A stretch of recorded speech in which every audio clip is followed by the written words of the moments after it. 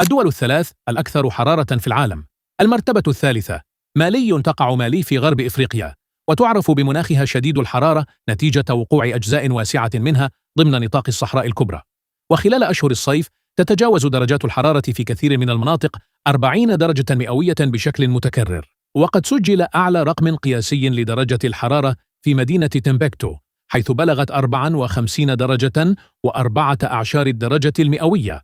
المرتبة الثانية تونس، تقع تونس في شمال إفريقيا ضمن منطقة المغرب العربي، وتتميز بمناخ متوسطي حار خاصة في المناطق الداخلية والصحراوية. وخلال فصل الصيف ترتفع درجات الحرارة إلى أكثر من 40 درجة مئوية بسهولة في العديد من المناطق.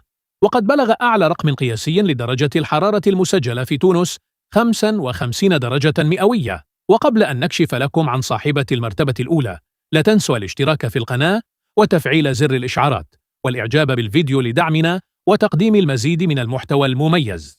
المرتبة الأولى الكويت. تعد الكويت دولة صغيرة تقع في الشرق الأوسط، وتحديداً في شبه الجزيرة العربية، وتشتهر بمناخها الصحراوي القاسي ودرجات الحرارة المرتفعة للغاية.